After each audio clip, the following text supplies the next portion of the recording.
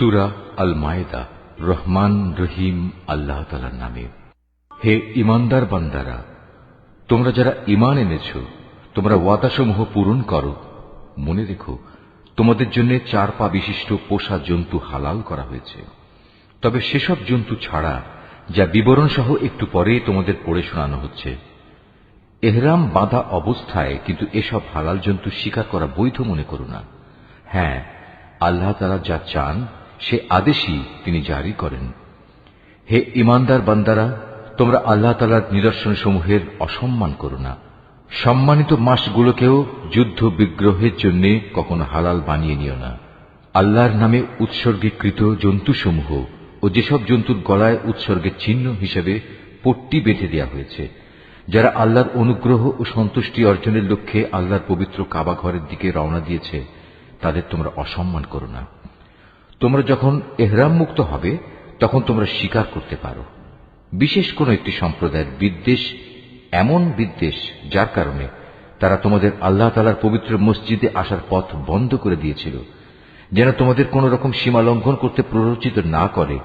তোমরা শুধু নেক কাজ ও তাকওয়ার ব্যাপারেই একে অপরের সহযোগিতা করো। পাপ ও বাড়াবাড়ির কাজে কখনো একে অপরের সহযোগিতা করো না। সর্বাবস্থায় আল্লাহ তাআলাকে ভয় করো, কেননা আল্লাহ তাআলা পাপের দণ্ডদানের ব্যাপারে অত্যন্ত কঠোর। মৃত জন্তু, রক্ত, শুয়োরের গোশত ও যে জন্তু আল্লাহ তাআলা ছাড়া অন্য কারো নামে জবাই কিংবা উৎসর্গ করা হয়েছে তা সবই তোমাদের উপর হারাম করা হয়েছে। শ্বাসরুদ্ধ হয়ে মরা, আঘাত খেয়ে মরা, উপর থেকে পড়ে মরা, শিঙের আঘাতে মরা, হিংস্র জন্তুর খাওয়া জন্তুও তোমাদের জন্য হারাম। তবে তোমরা তা যদি জীবিত অবস্থায় পেয়ে জবাই করে থাকো তাহলে তা হারাম নয়। পূজার বেদিতে বলি দেওয়া জন্তুও হারাম। লটারি কিংবা জুয়ার তীর নিক্ষেপ করে ভাগ্য নির্ণয় করা হারাম। এর সবকটাই হচ্ছে বড় বড় গুনার কাজ। আজ কাফেররা তোমাদের দিন নির্মূল করা সম্পর্কে হতাশ হয়ে পড়েছে, সুতরাং তোমরা তাদের ভয় করো না, বরং আমাকেই ভয় করো। আজ আমি তোমাদের জন্য তোমাদের দিন পরিপূর্ণ করে দিলাম, আর তোমাদের উপর আমার প্রতিশ্রুত নিয়ামতও আমি পূর্ণ করে দিলাম। তোমাদের জন্য জীবনের ব্যবস্থা হিসেবে আমি ইসলামকেই মনোনীত করলাম। হারামের ব্যাপারে মনে রেখো, যদি কোনো ব্যক্তি ক্ষুধা তাড়নায় হারাম খেতে বাধ্য হয় কিন্তু ইচ্ছা করে সে কোনো পাপের দিকে ঝুঁকে পড়তে না চায়, তার ব্যাপারটা আলাদা। অবশ্যই আল্লাহ তাআলা ক্ষমাশীল ও পরম দয়ালু। তারা তোমার কাছ থেকে জানতে চাইবে কোন কোন জিনিস তাদের জন্য হালাল করা হয়েছে। তুমি তাদের বলো, সব ধরনের পাকসাক বস্তুই তোমাদের জন্য হালাল করা হয়েছে, এবং সেসব শিকারী জন্তু ও পাখির ধরে আনা জন্তু ও পাখিও তোমরা খাও, যাদের তোমরা শিকার করার নিয়ম শিক্ষা দিয়েছ, যেভাবে আল্লাহ তাআলা তোমাদের শিক্ষা দিয়েছিলেন। তবে এর উপর অবশ্যই আল্লাহ তাআলার নাম নেবে। তোমরা আল্লাহ তাআলাকে ভয় করো, আল্লাহ তাআলা দ্রুত হিসাব গ্রহণকারী। আজ তোমাদের জন্য যাবতীয় পাক জিনিস হালাল করা হলো। যাদের উপর আল্লাহর কিতাব নাজিল করা হয়েছে তাদের খাবারও তোমাদের জন্য হালাল, আবার তোমাদের খাদ্যদ্রব্যও তাদের জন্য হালাল। চরিত্রের সংরক্ষিত দুর্গে অবস্থানকারী মোমেন নারী ও তোমাদের আগে যাদের কিতাব দেওয়া হয়েছিল, যখন তোমরা তাদের মোহরানা আদায় করে দেবে, সেসব আহলে কিতাব সতী সাধ্বী নারীরাও তখন তোমাদের জন্য হালাল হয়ে যাবে। তোমরা থাকবে চরিত্রের রক্ষক হয়ে, কামনা চরিতার্থ করে কিংবা গোপন অভিসারী উপপত্নী বানিয়ে নয়। যে কেউই ঈমান অস্বীকার করবে তার জীবনের সব কর্মই নিষ্ফল হয়ে যাবে, এবং শেষ বিচারের দিনে সে হবে চরমভাবে ক্ষতিগ্রস্তদের একজন। হে ঈমানদার ব্যক্তিরা, তোমরা যখন নামাজের জন্য দাঁড়াবে, তোমরা তোমাদের পুরো মুখমণ্ডল ও কনুই পর্যন্ত তোমাদের হাত দুটো ধুয়ে নেবে। অতঃপর তোমাদের মাথা মাসেহ করবে এবং পা দুটো গোড়ালি পর্যন্ত ধুয়ে নেবে। কখনো যদি এমন বেশি নাপাক হয়ে যাও যাতে গোসল করা ফরজ হয়ে যায়, তাহলে গোসল করে ভালোভাবে পবিত্র হয়ে নেবে।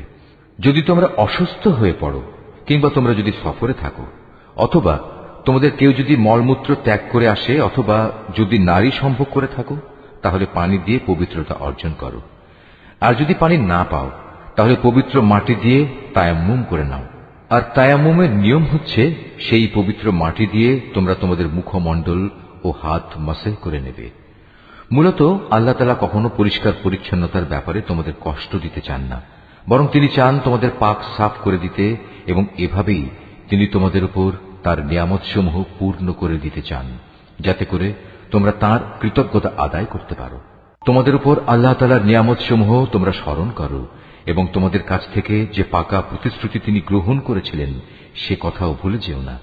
যখন তোমরা তার সাথে অঙ্গীকার করে বলেছিলে, হে আমাদের মালিক, আমরা তোমার কথা শুনলাম এবং তা মেনে নিলাম।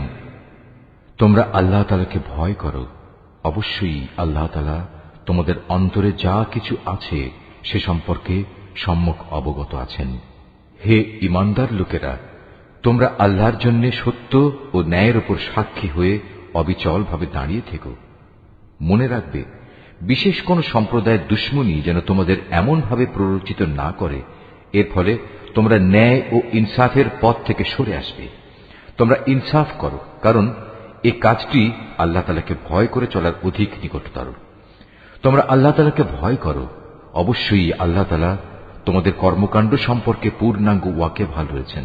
যারা ঈমান আনে এবং নেক কাজ করে, আল্লাহ তাআলা তাদের সবাইকে এই বলে প্রতিশ্রুতি দিয়েছেন যে তাদের জন্য তার কাছে বিশেষ ক্ষমা ও মহা পুরস্কার রয়েছে। অপরদিকে যারা কুফরি করছে এবং আমার আয়াতসমূহকে অস্বীকার করেছে, তারা সবাই হচ্ছে জাহান্নামের অধিবাসী। হে ঈমানদার ব্যক্তিরা, তোমাদের উপর আল্লাহর নিয়ামত স্মরণ করো, যখন একটি জনগোষ্ঠী তোমাদের বিরুদ্ধে হাত ওঠাতে উদ্যত হয়েছিল, তখন আল্লাহ তাআলা তাদের সে হাত তোমাদের উপর আক্রমণ করা থেকে সংযত করে দিলেন। অতঃপর তোমরা আল্লাহ তাআলাকে ভয় করো। মোমেনদের তো আল্লাহ তাআলার উপরই ভরসা করা উচিত। আল্লাহ তাআলা বনী ইসরাইলদের কাছ থেকে আনুগত্যের অঙ্গীকার গ্রহণ করলেন। অতঃপর আমি এ কাজের জন্য তাদের মধ্যে থেকে 12 জন সর্দার নিযুক্ত করলাম।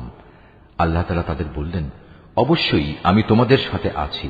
তোমরা যদি নামাজ প্রতিষ্ঠা করো, যাকাত আদায় করো, আমার রাসূলদের উপর ঈমান আনো এবং দ্বীনের কাজে যদি তোমরা তাদের সাহায্য সহযোগিতা করো, সর্বোপরি আল্লাহ তাআলাকে তোমরা যদি উত্তম ঋণ প্রদান করো, তাহলে অবশ্যই আমি তোমাদের গুনাহসমূহ মোচন করে দেব এবং তোমাদের আমি এমন এক জান্নাতে প্রবেশ করাবো যার তলদেশ দিয়ে ঝর্ণাধারা প্রবাহিত হয়।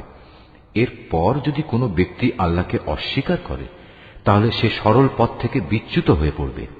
অতঃপর তাদের সেই অঙ্গীকার ভঙ্গ করার কারণে আমি তাদের উপর অভিশাপ নাজিল করেছি এবং তাদের হৃদয় কঠিন করে দিয়েছি।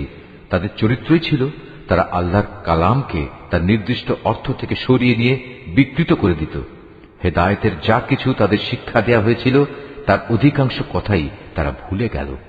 প্রতিনিয়ত তুমি তাদের দেখতে পাবে, তাদের সামান্য একটি অংশ ছাড়া অধিকাংশ মানুষই আল্লাহর সাথে বিশ্বাসঘাতকতা করে চলেছে। অতএব তুমি তাদের ক্ষমা করে দাও। যথাসম্ভব তুমি তাদের সংস্রব এড়িয়ে চলো। অবশ্যই আল্লাহ তাআলা কল্যাণকামী মানুষদের ভালোবাসেন। আমি তো তাদের কাছ থেকেও আনুগত্যের অঙ্গীকার গ্রহণ করেছিলাম, যারা বলে আমরা খ্রিস্টান সম্প্রদায়ের লোক। অতঃপর এরাও সে অঙ্গীকার সম্পর্কিত অধিকাংশ কথা ভুলে গেল, যা তাদের স্মরণ করানো হয়েছিল।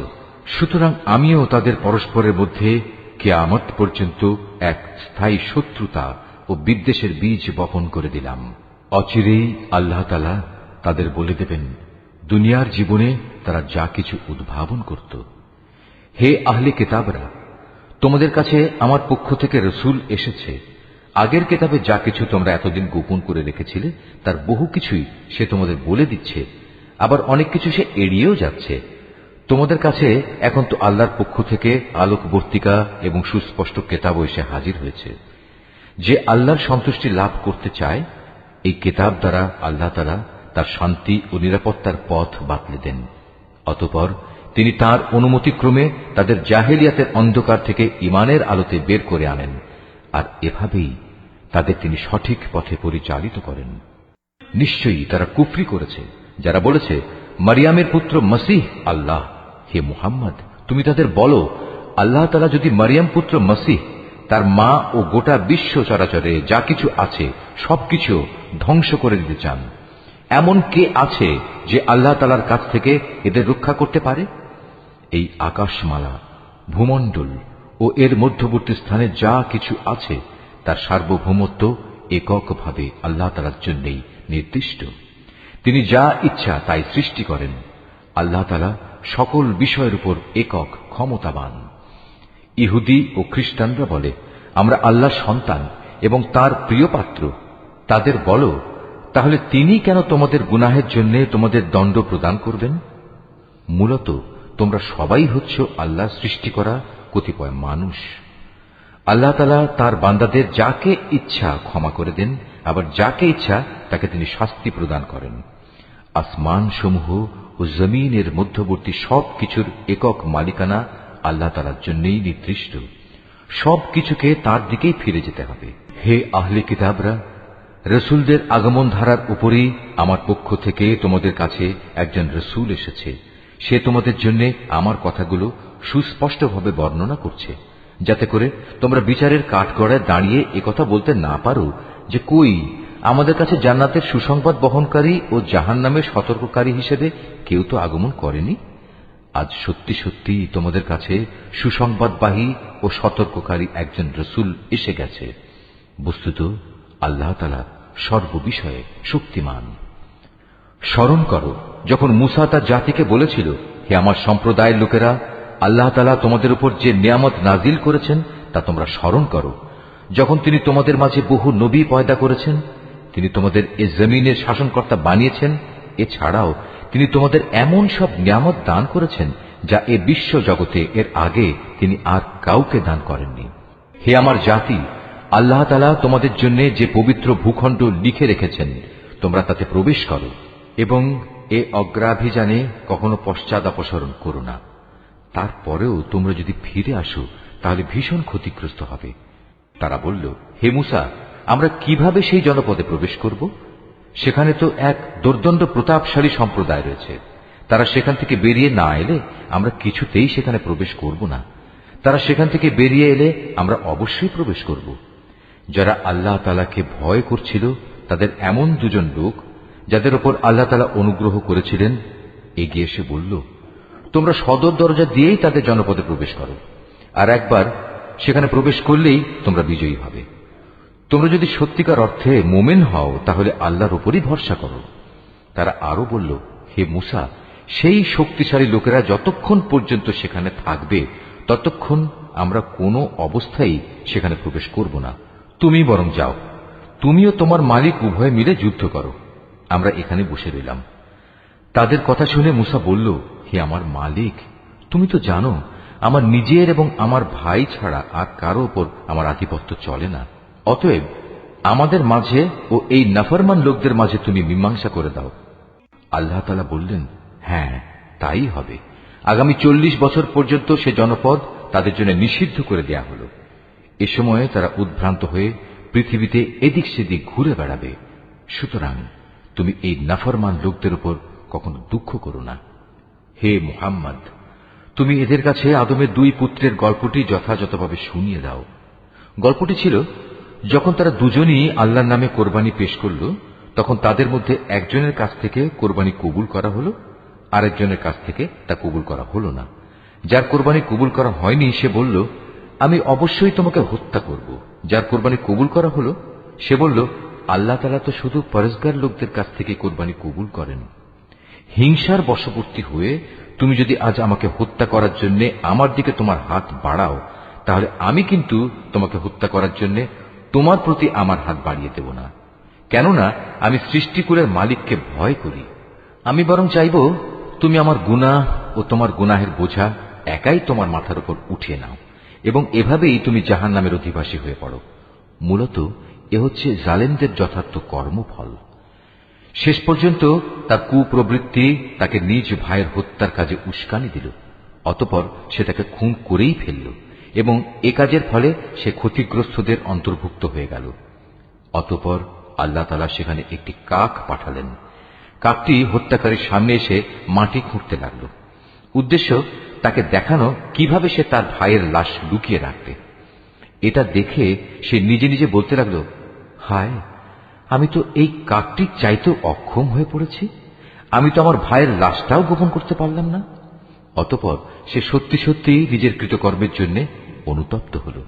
পরবর্তীকালে এ ঘটনার কারণে আমি বনী ইসরায়েলদের জন্য এই বিধান জারি করলাম যে কোনো মানুষকে হত্যা করার কিংবা পৃথিবীতে ধ্বংসাত্মক কাজ করার শাস্তি বিধান ছাড়া অন্য কোনো কারণে কেউ যদি কাউকে হত্যা করে, সে যেন গোটা মানব জাতিকেই হত্যা করল। আবার এমনিভাবে যদি কেউ একজনের প্রাণ রক্ষা করে তবে সে যেন গোটা মানব জাতিকেই বাঁচিয়ে দিল। এদের কাছে আমার রসুলরা সুস্পষ্ট নিদর্শন নিয়ে এসেছিল, তারপরেও এদের অধিকাংশ লোক এ জমিনের বুকে সীমা লঙ্ঘনকারী হিসেবেই থেকে গেল। যারা আল্লাহ তাআলা ও তার রসুলের বিরুদ্ধে যুদ্ধ করে এবং আল্লাহর জমিনে বিপর্যয় সৃষ্টি করে, তাদের জন্য নির্দিষ্ট শাস্তি হচ্ছে এই যে তাদের হত্যা করা হবে কিংবা তাদের শূলবিদ্ধ করা হবে, অথবা বিপরীত দিক থেকে তাদের হাত পা কেটে ফেলা হবে কিংবা দেশ থেকে তাদের নির্বাসিত করতে হবে। এই অপমানজনক শাস্তি তাদের দুনিয়ার জীবনের জন্য। তাছাড়া পরকালে তাদের জন্য ভয়াবহ আযাব তো রয়েছেই। তবে এটা তাদের জন্য নয় যাদের উপর তোমাদের আধিপত্য স্থাপিত হবার আগেই তারা তওবা করেছে। তোমরা জেনে রেখো, আল্লাহ তাআলা একান্ত ক্ষমাশীল ও পরম করুণাময়। হে মানুষ, তোমরা যারা ঈমান এনেছ, আল্লাহ তাআলাকে ভয় করো এবং তার দিকে ধাবিত হওয়ার জন্য উপায় খুঁজতে থাকো। তার বিশেষ একটা উপায় হচ্ছে তোমরা আল্লাহর পথে জিহাদ করো, সম্ভবত তোমরা সফলকাম হতে পারবে। আর যারা ঈমান আনতে অস্বীকার করেছে, কিয়ামতের দিন পৃথিবীর সমুদয় ধন দৌলত যদি তাদের করায়ত্ত থাকে, তার সাথে আরো যদি সমপরিমাণ সম্পদ তাদের কাছে থাকে, এ সম্পদ মুক্তিপণ হিসেবে দিয়েও যদি সে কিয়ামতের দিন জাহান্নামের আযাব থেকে মুক্তি পেতে চায়, তাও সম্ভব হবে না। তার কাছ থেকে এর কিছুই সেদিন গ্রহণ করা হবে না। তাদের জন্য সেদিন কঠোর আযাব নির্ধারিত থাকবে। তারা সেদিন দোজখের আযাব থেকে বেরিয়ে আসতে চাইবে, কিন্তু কোনো অবস্থায় তারা সেখান থেকে বেরিয়ে আসতে পারবে না। তাদের জন্য স্থায়ী আযাব নির্দিষ্ট হয়ে আছে। পুরুষ ও নারী এদের যে কেউই চুরি করবে, তাদের হাত দুটো কেটে ফেলে। এটা তাদেরই কর্মফল এবং আল্লাহর পক্ষ থেকে নির্ধারিত দণ্ড। আল্লাহ তাআলা মহা শক্তিশালী ও প্রবল প্রজ্ঞাময়। হ্যাঁ, যে ব্যক্তি এই জঘন্য জুলুম করার পর আল্লাহ তাআলার কাছে তওবা করবে এবং নিজের সংশোধন করে নেবে, অবশ্যই আল্লাহ তাআলা তার তওবা কবুল করবেন। আল্লাহ তাআলা নিঃসন্দেহে বড় ক্ষমাশীল ও দয়াময়। তুমি কি একথা জানো না, এই আকাশমণ্ডলী ও জমিনের একক সার্বভৌমত্ব একমাত্র আল্লাহ তাআলার জন্য? তিনি যাকে ইচ্ছা তাকে শাস্তি দেন, আবার যাকে ইচ্ছা তাকে তিনি মাফ করে দেন। কেননা সবকিছুর উপর তিনিই হচ্ছেন একক ক্ষমতাবান। হে রাসূল, যারা দ্রুত গতিতে কুফরির পথে ধাবিত হচ্ছে, তারা যেন তোমাকে দুঃখ না দেয়। এরা সে দলের লোক যারা মুখে মুখে বলে আমরা ঈমান এনেছি, কিন্তু সত্যিকার অর্থে তাদের অন্তর কখনো ঈমান আনেনি। আর তাদের ব্যাপারও নয় যারা ইহুদি, তারা মিথ্যা কথা শোনার জন্য সদা কান খাড়া করে রাখে এবং তাদের বন্ধু সম্প্রদায়ের যেসব লোক কখনো তোমার কাছে আসেনি, এরা সেই অপর সম্প্রদায়টির জন্যই নিজেদের কান খাড়া করে রাখে।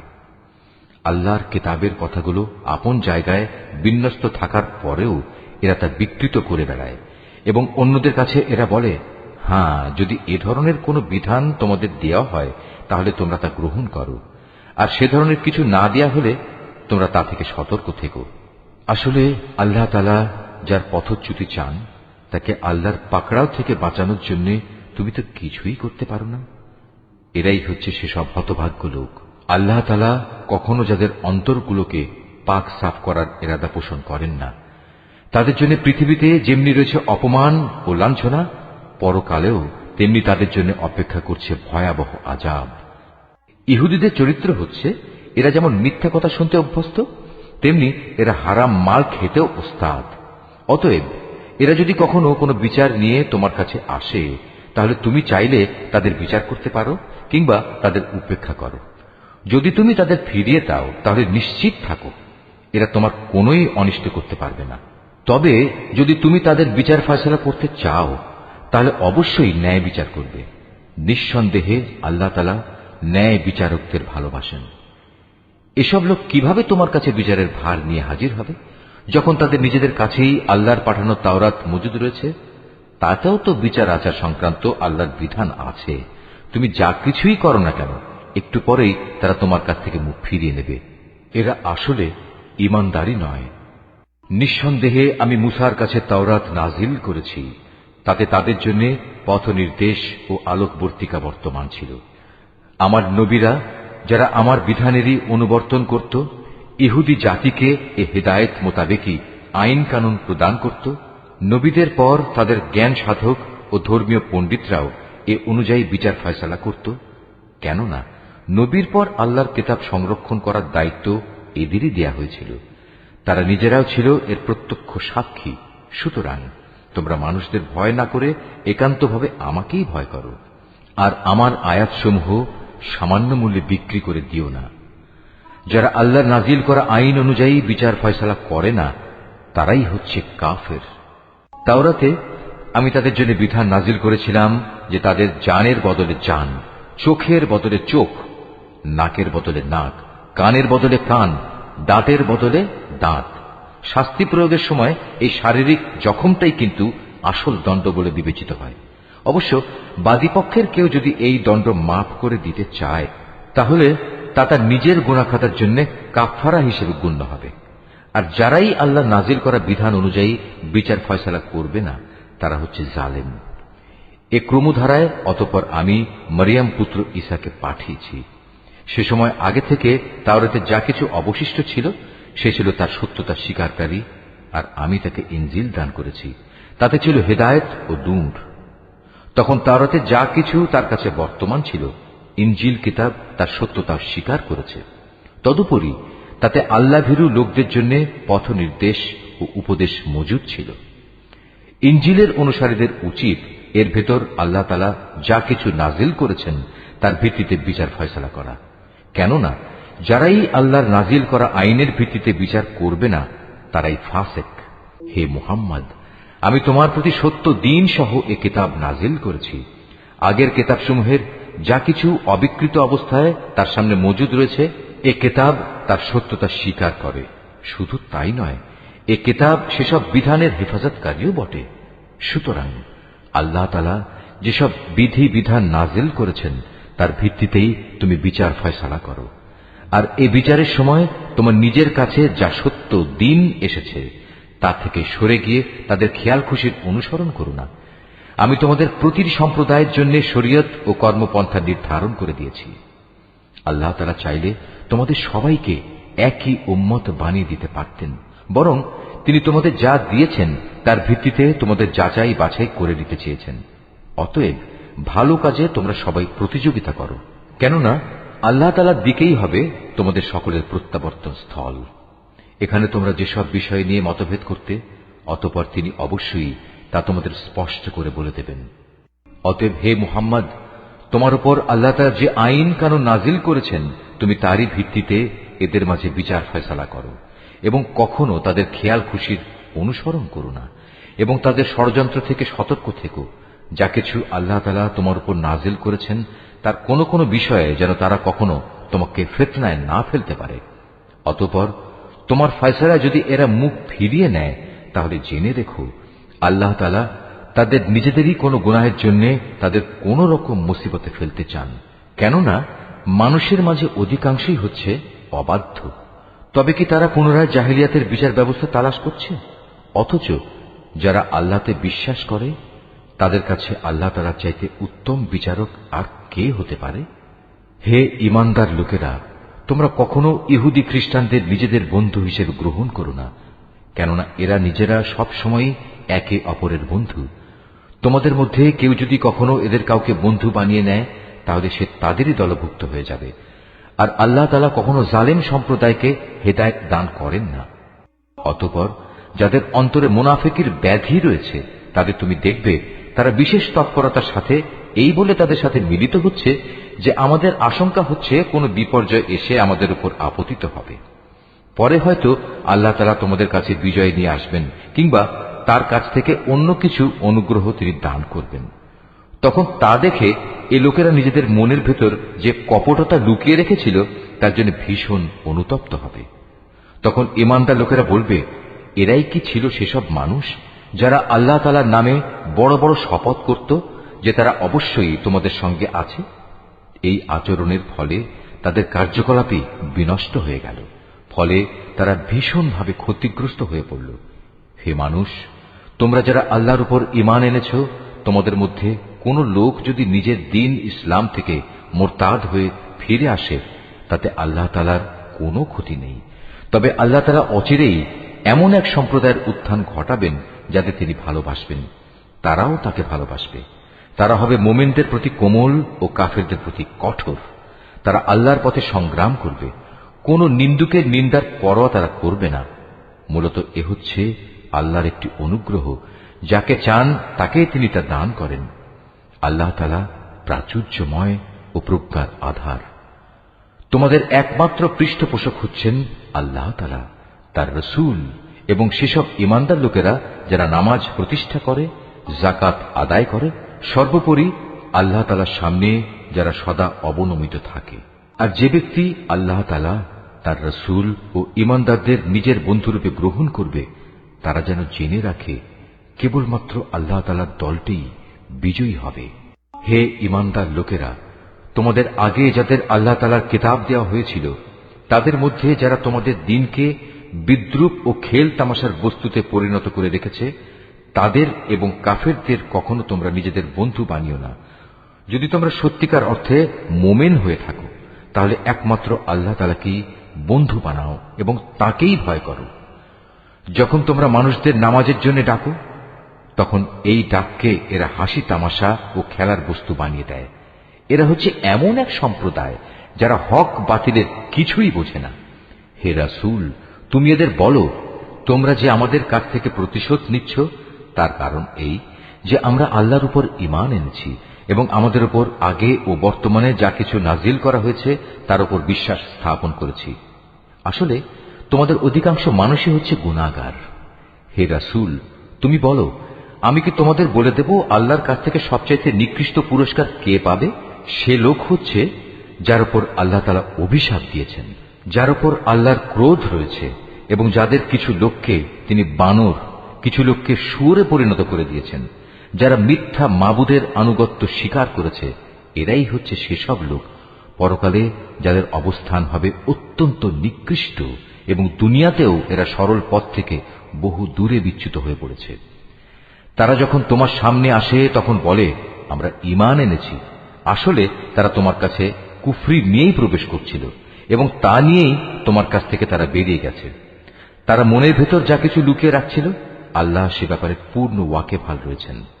তাদের অনেককেই তুমি দেখতে পাবে গুনাহ করা, আল্লাহর সাথে বিদ্রোহ ও হারাম মাল ভোগ করার কাজে এরা একে অপরের সাথে প্রতিযোগিতা করে চলেছে। এরা যা কিছু করে মূলত তা বড়ই নিকৃষ্ট কাজ।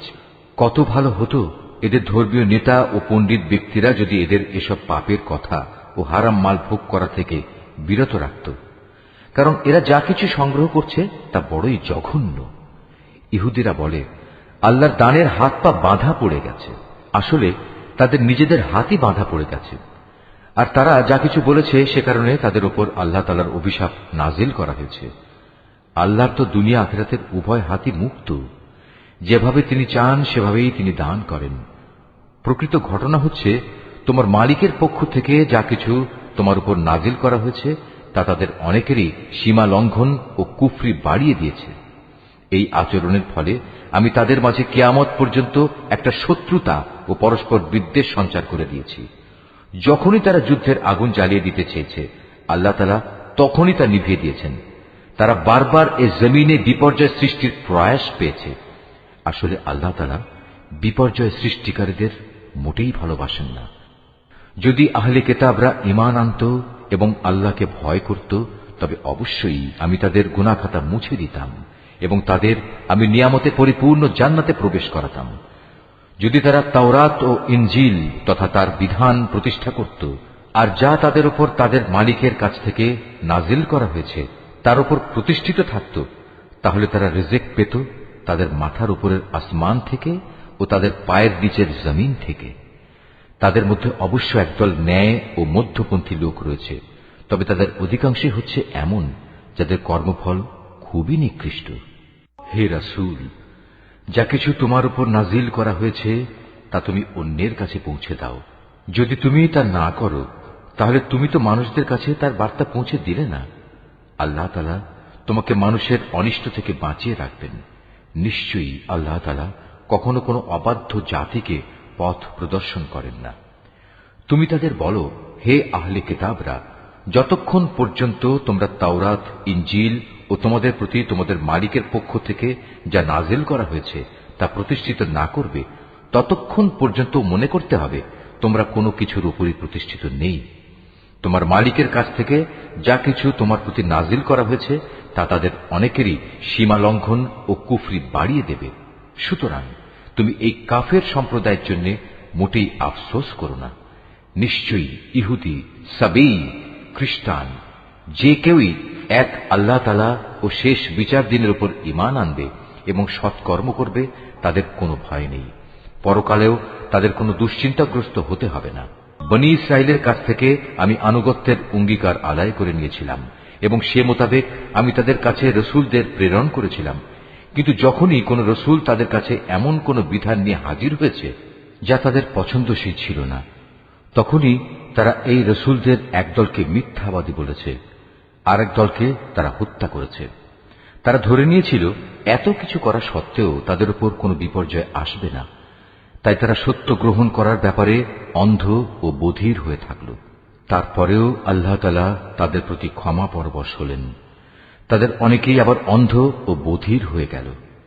তারা যা কিছু করেছে আল্লাহ তাআলা তা পর্যবেক্ষণ করছেন। নিশ্চয়ই তারা কাফের হয়ে গেছে যারা একথা বলেছে আল্লাহ হচ্ছেন মারিয়ামের পুত্র মসীহ, অথচ মসীহ নিজেই একথা বলেছে যে হে বনী ইসরাইল, তোমরা এক আল্লাহর ইবাদত করো যিনি আমারও মালিক তোমাদেরও মালিক।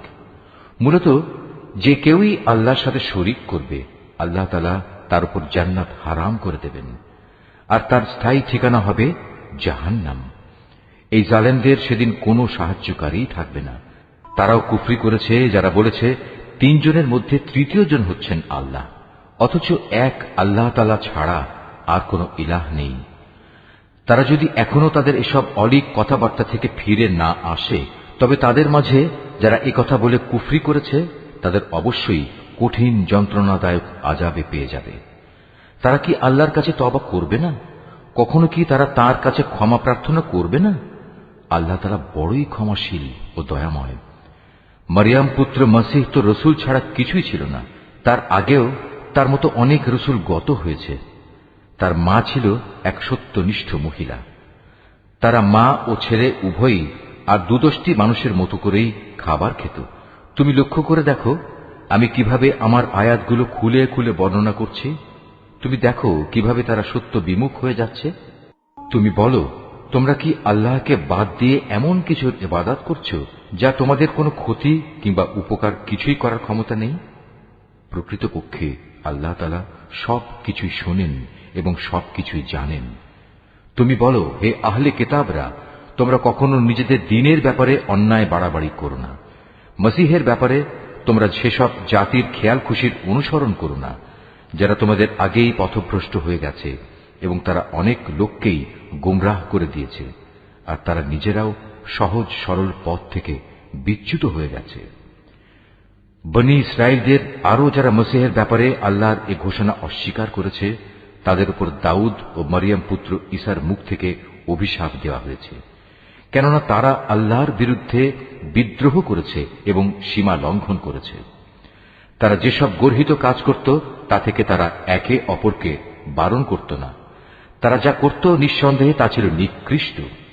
তুমি তাদের মাঝে এমন বহু লোককে দেখতে পাবে যারা ঈমানদারদের বদলে কাফেরদের সাথে বন্ধুত্ব করতে বেশি আগ্রহী। অবশ্য তারা নিজেরা যা কিছু অর্জন করে সামনে পাঠিয়েছে তাও অতি নিকৃষ্ট। এ কারণে আল্লাহ তাআলা তাদের উপর ক্রোধান্বিত হয়েছেন। এই লোকেরা চিরকাল আযাবেই নিমজ্জিত থাকবে। তারা যদি সত্যি আল্লাহ তাআলা, তার নবী ও তার প্রতি যা নাজিল করা হয়েছে তার প্রতি যথাযথ ঈমান আনত, তাহলে এরা কাফেরদের বন্ধু হিসেবে গ্রহণ করত না। কিন্তু তারা তো অধিকাংশই হচ্ছে গুনাহগার। অবশ্যই তোমরা ঈমানদারদের সাথে শত্রুতার ব্যাপারে ইহুদি ও মুশরিকদেরই বেশি কঠোর দেখতে পাবে। অপরদিকে মুমিনদের সাথে বন্ধুত্বের ব্যাপারে তোমরা সেসব লোককে কিছুটা নিকটতর পাবে যারা বলেছে আমরা খ্রিস্টান। এটা এই কারণে যে তখনও তাদের মধ্যে ধর্মীয় পণ্ডিত ব্যক্তি ও সংসার বিরাগী ফকির দরবেশরা মজুদ ছিল, আর এ ব্যক্তিরা সাধারণত অহংকার করে না।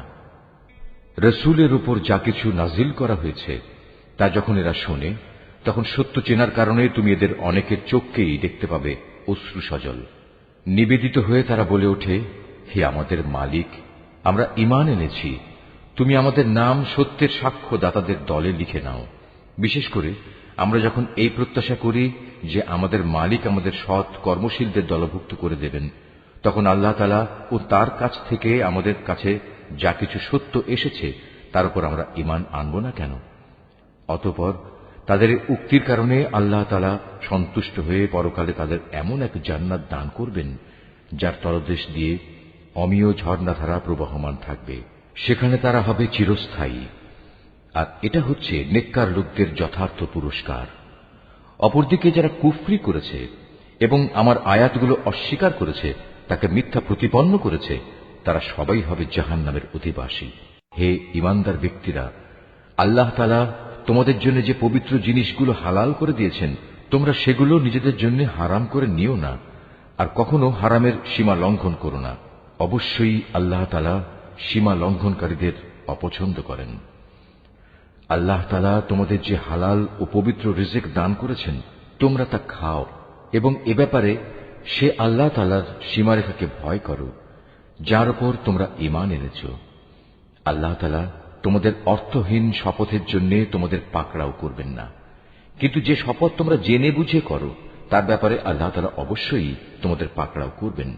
এবং তার কাফফারা হচ্ছে 10 জন গরিব মিসকিনকে মধ্যম মানের খাবার খাওয়ানো, যা তোমরা সচরাচর নিজেদের পরিবার পরিজনদের খাইয়ে থাকো, কিংবা 10 জন মিসকিনকে পোশাক দান করা, অথবা একজন ক্রীতদাস মুক্ত করে দেয়া।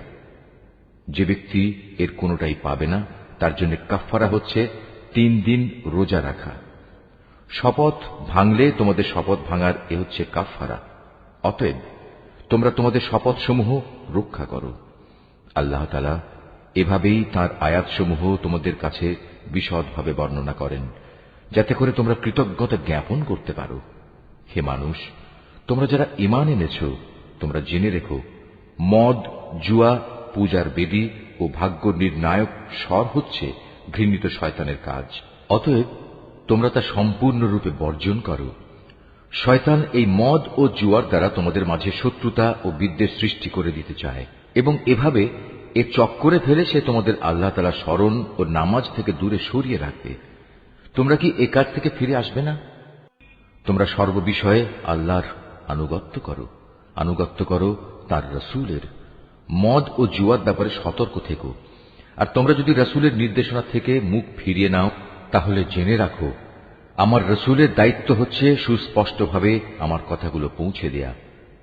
যারা ঈমান এনেছে এবং নেক কাজ করেছে, এই নিষেধাজ্ঞা জারির আগে তারা যা কিছু খেয়েছে তার জন্য তাদের উপর কোনোই গুনাহ নেই। হ্যাঁ, ভবিষ্যতে যদি তারা সাবধান থাকে, আল্লাহর উপর ঈমান আনে এবং নেক আমল করে, অতঃপর আল্লাহ তাআলার নিষেধ থেকে তারা সতর্ক থাকে, একইভাবে যতক্ষণ পর্যন্ত তারা ঈমান আনবে ও নেক আমল করবে, সর্বদা আল্লাহকে ভয় করবে ও সততার নীতি অবলম্বন করতে থাকবে, আল্লাহ তাআলা অবশ্যই তাদের ক্ষমা করে দেবেন, কেননা আল্লাহ তাআলা সৎ কর্মশীল মানুষদের ভালোবাসেন। হে ঈমানদার লোকেরা, ইহরাম বাঁধা অবস্থায় আল্লাহ তাআলা অবশ্যই এমন কিছু শিকারের বস্তু দিয়ে তোমাদের পরীক্ষা নেবেন, যেগুলো তোমরা সহজেই নিজেদের হাত ও বর্শা দ্বারা ধরতে পারো। এর উদ্দেশ্য হচ্ছে যেন আল্লাহ তাআলা একথা ভালো করে জেনে নিতে পারেন যে কে তাকে না দেখে ভয় করে। সুতরাং এর পরেও যদি কেউ সীমা লঙ্ঘন করে, তার জন্য যন্ত্রণাদায়ক আযাব রয়েছে। হে ঈমানদার ব্যক্তিরা, ইহরাম বাঁধা অবস্থায় কখনো শিকার হত্যা করো না।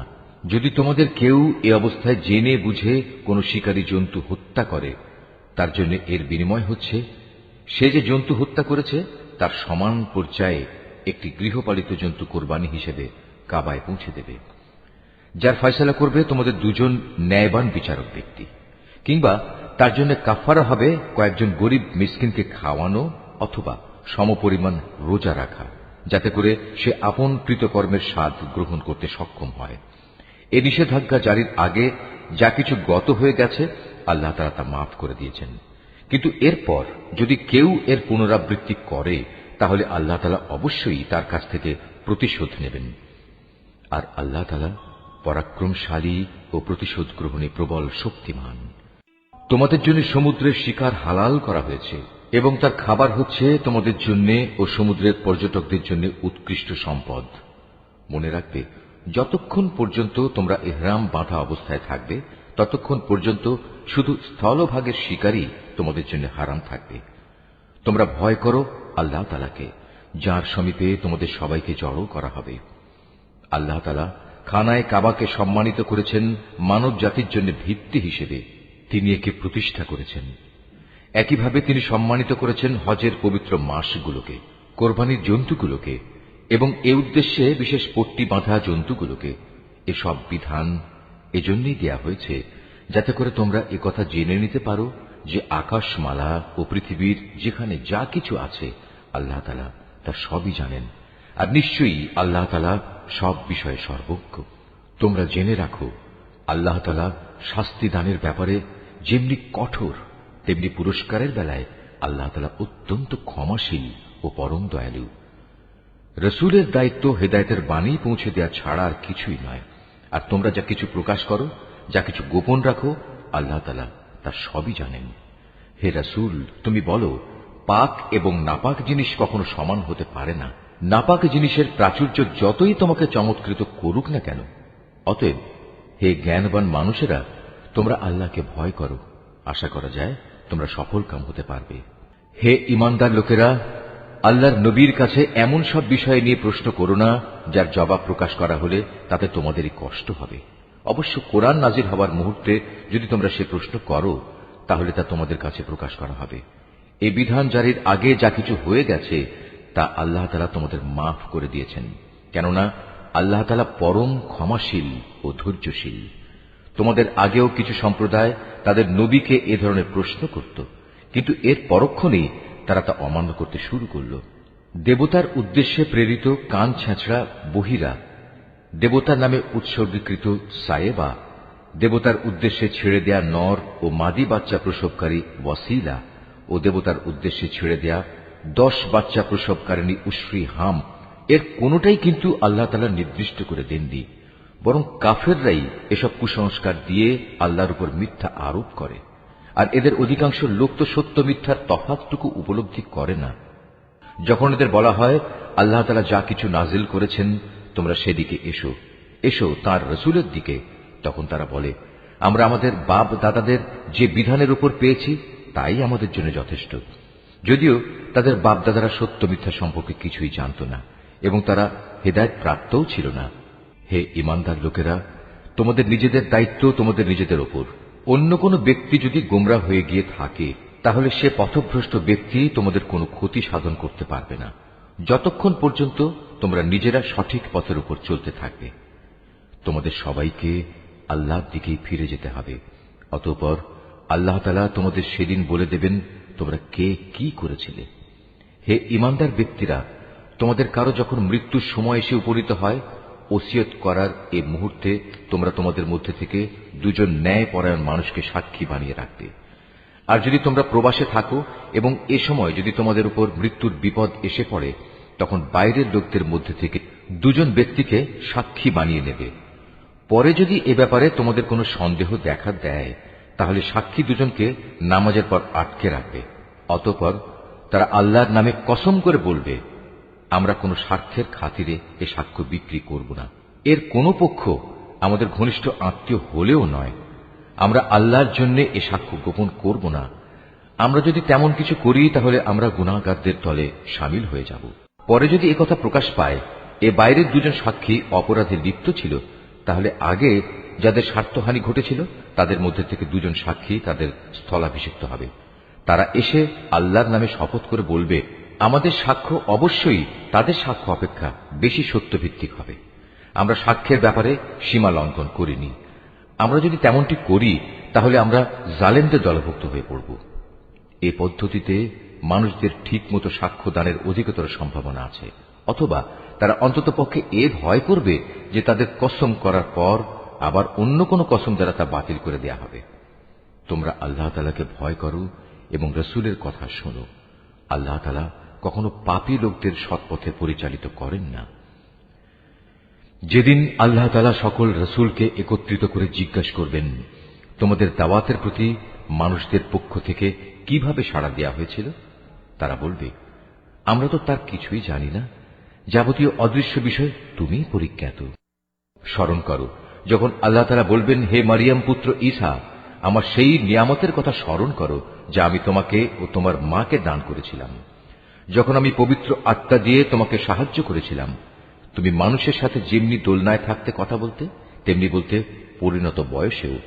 আমি যখন তোমাকে কিতাব, জ্ঞান বিজ্ঞান, তাওরাত ও ইনজিল দান করেছিলাম, তখন তুমি আমারই হুকুমে কাঁচা মাটি দিয়ে পাখি সদৃশ্য আকৃতি বানাতে, অতঃপর তাতে ফুঁ দিতে, আর আমার আদেশক্রমেই তা পাখি হয়ে যেত। আমারই হুকুমে তুমি জন্মান্ধ ও কুষ্ঠ রোগীকে নিরাময় করে দিতে। আমারই আদেশে তুমি মৃতদেহ থেকে জীবন বের করে আনতে। পরে যখন তুমি তাদের কাছে নবুয়তের এসব নিদর্শন নিয়ে পৌঁছলে, তখন তাদের মধ্যে যারা তোমাকে অস্বীকার করেছিল তারা বলল, এই নিদর্শনগুলো জাদু ছাড়া আর কিছুই নয়। তখন আমি তোমার কোন অনিষ্ট সাধন থেকে বনী ইসরায়েলদের নিবৃত্ত করে রেখেছিলাম। আরো স্মরণ করো যখন আমি হাওয়ারীদের অন্তরে এ প্রেরণা দিয়েছিলাম যে তোমরা আমার প্রতি ও আমার রসুলের প্রতি ঈমান আনো। তারা বলল, হে মালিক, আমরা তোমার উপর ঈমান আনলাম। তুমি এ কথা সাক্ষ্য থেকো যে আমরা তোমার অনুগত ছিলাম। অতঃপর যখন এই হাওয়ারীদের দল বলল, হে মারিয়াম পুত্র ঈসা, তোমার মালিক কি আসমান থেকে খাবার সজ্জিত একটি টেবিল আমাদের জন্য পাঠাতে পারেন না? ঈসা জবাব দিল, সত্যি যদি তোমরা মোমেন হয়ে থাকো তাহলে কোনো অহেতুক দাবি পেশ করার ব্যাপারে তোমরা আল্লাহ তাআলাকে ভয় করো। তারা বলল, আমরা শুধু এটুকুই চাই যে আল্লাহর পাঠানো সেই টেবিল থেকে কিছু খাবার খেতে, এতে আমাদের মন পরিতৃপ্ত হয়ে যাবে। তাছাড়া এতে করে আমরা এও জানতে পারব তুমি আমাদের কাছে সঠিক কথা বলেছ। আমরা নিজেরাই সত্যের পক্ষে সাক্ষী হয়ে থাকতে চাই। মারিয়াম পুত্র ঈসা আল্লাহর দরবারে বলল, হে আল্লাহ, হে আমাদের মালিক, তুমি আমাদের জন্য আসমান থেকে খাবার সজ্জিত একটি টেবিল পাঠাও। এ হবে আমাদের জন্য, আমাদের পূর্ববর্তী ও আমাদের পরবর্তীদের জন্য তোমার কাছ থেকে পাঠানো একটি আনন্দ উৎসব। সর্বোপরি এটা হবে তোমার কুদরতের নিদর্শন। তুমি আমাদের রিজিক দাও, কেননা তুমি হচ্ছ উত্তম রিজিক দাতা। আল্লাহ তাআলা বললেন, হ্যাঁ, আমি তোমাদের কাছে তা অচিরেই পাঠাচ্ছি। তবে এর পরেও যদি তোমাদের কেউ আমার ক্ষমতা অস্বীকার করে, তাহলে তাকে আমি এমন কঠিন শাস্তি দেব যা আমি সৃষ্টিকুলের কাউকেই আর দেব না। যখন আল্লাহ তাআলা বলবেন, হে মারিয়াম পুত্র ঈসা, তুমি কি কখনো তোমার লোকদের একথা বলেছিলে যে তোমরা আল্লাহকে বাদ দিয়ে আমাকে ও আমার মাকে ইলাহ বানিয়ে নাও? এ কথার উত্তরে সে বলবে, হে আল্লাহ, সমগ্র পবিত্রতা তোমার জন্যে। এমন কোনো কথা আমার পক্ষে শোভা পেত না যে কথা বলার আমার কোনো অধিকারই ছিল না। যদি আমি তাদের এমন কোনো কথা বলতামই, তাহলে তুমি তো অবশ্যই তা জানতে। নিশ্চয়ই তুমি তা জানো আমার মনে যা কিছু আছে, কিন্তু আমি তো জানি না তোমার মনে কি আছে। যাবতীয় গোপন বিষয় অবশ্যই তুমি সম্যক জ্ঞাত আছো। তুমি আমাকে যা কিছু বলতে হুকুম করেছ, আমি তো তাদের তাছাড়া অন্য কিছুই বলিনি। আর সে কথা ছিল, তোমরা শুধু আল্লাহ তাআলার ইবাদত করো, যিনি আমার মালিক, তোমাদেরও মালিক। আমি যতদিন তাদের মধ্যে ছিলাম ততদিন তো আমি নিজেই তাদের কার্যকলাপের সাক্ষী ছিলাম, কিন্তু যখন তুমি আমাকে তুলে নিলে তখন তুমিই ছিলে তাদের উপর একক নেগাহবান। যাবতীয় ক্রিয়াকর্মের তুমিই ছিলে একক খবরদার। আজ তাদের অপরাধের জন্য তুমি যদি তাদের শাস্তি দাও, দিতে পারো, কারণ তারা তো তোমারই বান্দা। আর তুমি যদি তাদের ক্ষমা করে দাও, তাও তোমার মর্জি। তুমিই হচ্ছ বিপুল ক্ষমতাশালী, প্রজ্ঞাময়। আল্লাহ তাআলা বলবেন, হ্যাঁ, এ হচ্ছে সেদিন যেদিন সত্যাশ্রয়ী ব্যক্তিরা তাদের সততার জন্য প্রচুর কল্যাণ লাভ করবে। আর সে কল্যাণ হচ্ছে তাদের জন্য এমন সুরম্য জান্নাতের ব্যবস্থা করে রাখা হয়েছে যার তলদেশ দিয়ে অমীয় ঝর্ণাধারা প্রবাহিত থাকবে। সেখানে তারা চিরদিন থাকবে। আল্লাহ তাআলা তাদের উপর সন্তুষ্ট থাকবেন এবং তারাও আল্লাহর উপর সন্তুষ্ট থাকবে। বস্তুত এ হচ্ছে এক মহা সাফল্য। আকাশমালা ও জমিন এবং এর মধ্যবর্তী সমগ্র সৃষ্টি লোকের বাদশাহিত আল্লাহর জন্যই, এবং তিনি সবকিছুর উপর শক্তিমান।